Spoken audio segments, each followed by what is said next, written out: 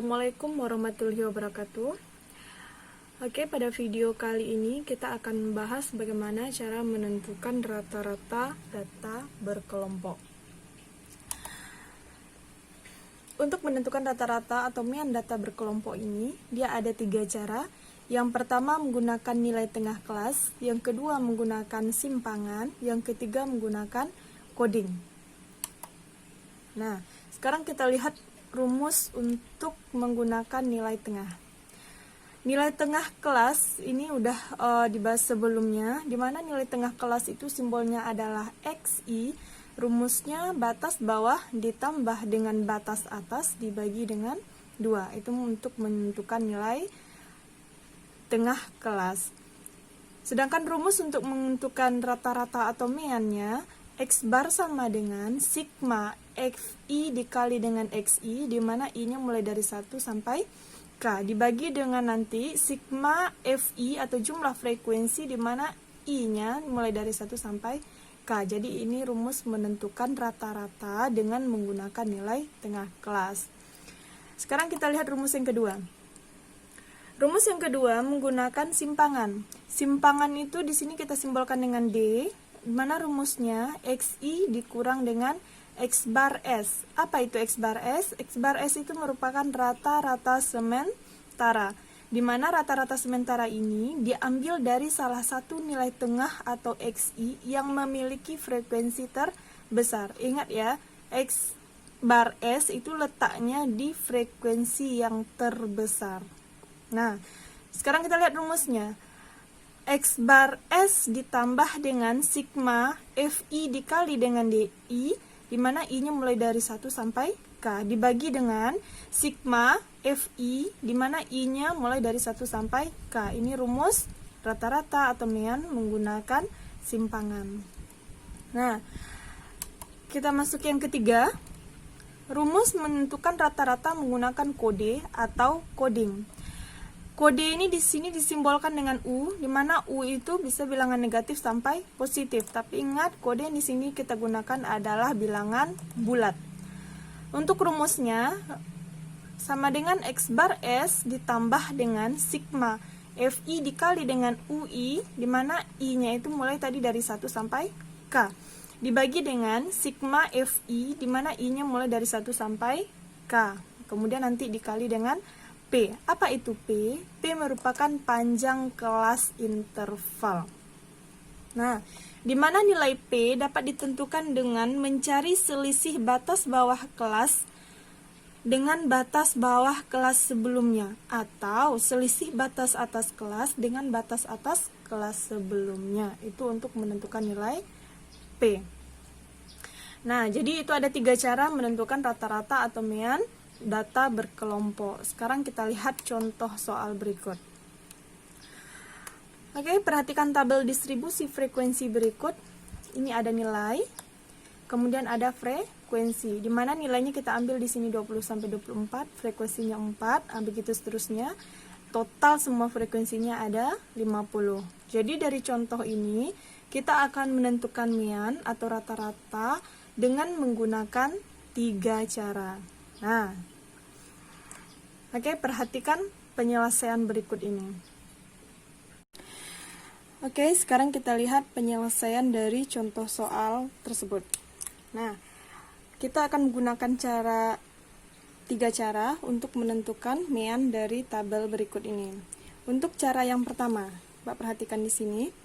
Cara pertama kita menggunakan nilai tengah. Berarti kita harus tahu berapa nilai tengah masing-masing kelas tersebut. Nah, sekarang ini ada tabel yang Ibu buat untuk menentukan meannya. Nah, coba perhatikan, ini ada nilai untuk kelas pertama 20 sampai 24. Ini frekuensinya 4, ini udah kita dapatkan dari soal tadi. Nah, yang akan kita cari pertama kali itu adalah titik tengah atau XI ini. Untuk mencari titik tengah, kita udah pelajari sebelumnya, titik tengah itu tinggal menambahkan batas bawah ditambahkan dengan batas atas dibagi dengan 2. Berarti yang kita tambahkan untuk kelas pertama ini 20 ditambah 24, berarti 44 dibagi dengan 2, hasilnya sama dengan 22. Berarti dapat XI kita di sini sama dengan 22. Nah, kemudian untuk kelas 2 begitu juga. Kita tambahkan 25 ditambahkan dengan 29 kemudian dibagi dengan 2 sehingga dapat hasilnya 27. Begitu seterusnya sampai kelas terakhir. Nah, berarti di sini nilai tengahnya adalah 32. Ini 35 tambah 39 dibagi 2 sehingga dapat hasilnya 37. Kemudian 40 tambah 44 dibagi 2 hasilnya nanti 42. Begitu juga 45 tambah 49 dibagi 2 hasilnya nanti dapat 47. Nah, berarti inilah nilai tengah masing-masing kelas tersebut. Setelah dapat nilai tengah, kemudian kita kalikan lagi. Mana yang kita kalikan? Ini ada FI dikali dengan XI, artinya adalah frekuensi dikalikan dengan titik tengah. Maka yang kita kalikan adalah 4 kali 22, hasilnya di kolom ini kita bikin. Nah, jadi 4 kali 22 dapat hasilnya 88. Nah, itu juga seterusnya di bawah. 8 dikalikan dengan 27 dapat hasilnya 216. Kemudian yang mana lagi? 14 dikali dengan 32 hasilnya 448. Oke. Kemudian mana lagi? 12 dikalikan dengan 37 sehingga hasilnya nanti dapat 444. Kelas berikutnya kita kalikan lagi, hasilnya di sini dapat 10 kali 42 420. Terakhir 2 kali 47 kita kalikan dapat hasilnya sama dengan 94. Nah, kemudian setelah kita kalikan frekuensi dengan titik tengah, ini masing-masing udah dapat hasilnya, kita totalkan ke bawah karena kita butuh nanti sigma FI kali XI, berarti total dari perkalian frekuensi dengan titik tengah. Jadi kita tambahkan ini semuanya.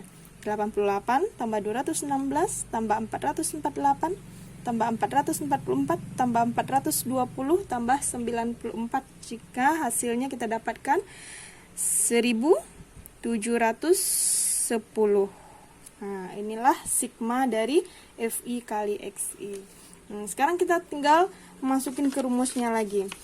Mana tadi rumusnya adalah X bar sama dengan sigma FI dikali dengan XI dibagi dengan sigma FI. Ini kita udah dapatkan tadi.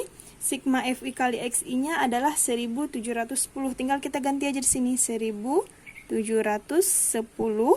Kemudian dibagi dengan sigma FI. Sigma FI itu adalah total dari frekuensi kita ini. Nah, kita tambahkan frekuensi berarti dapat sigma FI.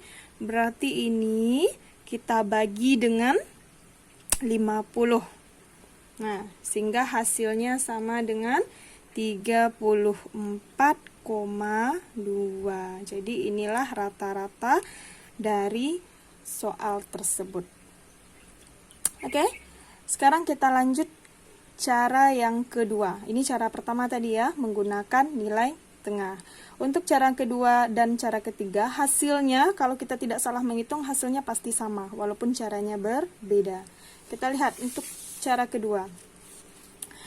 Ini blankonya sudah ada.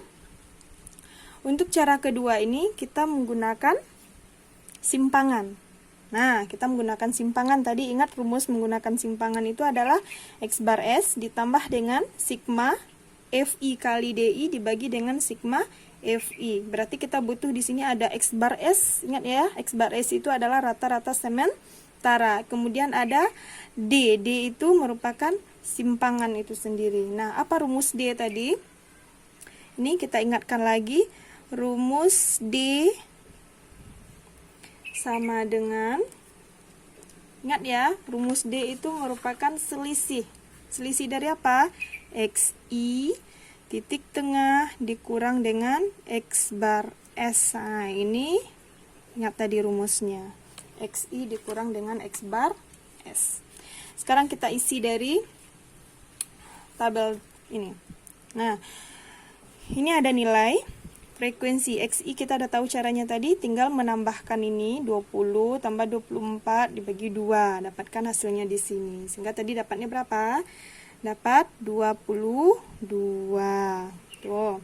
Yang mana lagi? 25 tambah 29, 25 tambah 29 kemudian dibagi dengan 2 sehingga dapat hasilnya 27. Ingat tadi ya, kita mencari nilai tengah. 30 tambah 34, 64 bagi 2 sehingga dapat hasilnya 32.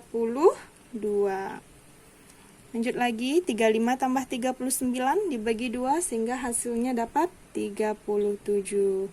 Yang di sini tadi dapat hasilnya 42. Yang ini 47. Oke, itu untuk nilai tengah atau titik tengah. Kemudian kita lanjut ke DI. Sebelum D ini atau simpangan, kita harus tahu dulu X bar S atau rata-rata sementara. Ingat tadi untuk dalam penjelasan rumusnya, X bar S itu terletak di titik tengah di mana frekuensinya yang terbesar. Nah, sekarang kita lihat titik tengah kita. Di 22, 27, 32, 37, 42, 47. Lihat frekuensinya, mana di antara frekuensi ini yang paling tinggi nilainya. Oke? Berarti 14. Karena 14 yang tertinggi nilainya, maka X bar S kita terletak di sini. Di XI yang 32. Berarti ini bisa Ibu lingkari. X bar S kita terletak di sini. Jadi X bar S-nya sama dengan 32. Nah, kenapa tadi terletak di 32? Karena di sanalah frekuensinya yang tertinggi. Kalau frekuensinya terletak tertinggi di sini, berarti X bar S kita sama dengan 37. Begitu seterusnya. Nah, itu untuk menentukan berapa rata-rata sementara yang kita ambil. Nah, baru kita lanjut ke DI-nya. Tadi D itu merupakan selisih dari titik tengah dikurang dengan X bar S. Kita tahu X bar S kita tadi berapa? 32. Nah, X bar S kita 32, tinggal kita kurangkan. Berarti XI-nya tadi 22. Ingat tadi rumusnya XI dikurang X bar S. Berarti 22 kurang 32 sehingga dapat DI-nya sama dengan min 10. Jangan terbalik mengurangkannya. Kita yang kurangkan adalah XI dikurang X bar S. Berarti 22 dikurang 32 hasilnya min 10. Kemudian lanjut lagi, 27 dikurang 32 hasilnya min 5. Yang mana lagi? 32 tadi XI-nya, X bar S-nya juga 32, berarti kita kurangkan. 32 kurang 32 hasilnya 0. Nah, terus berapa lagi? 37 kurang 32 hasilnya dapat 5. Ini 42 dikurang 32, 10. 47 kurang 32 hasilnya 15. Nah, udah dapat DI kita. Sekarang akan kita cari lagi adalah FI dikali dengan DI. Artinya kita mengalihkan frekuensi dengan simpangan yang udah kita cari. Nah, FI kita tadi berapa? 4. DI yang kita dapatkan min 10. Berarti kita kalikan. 4 kali min 10. Oke, min 40.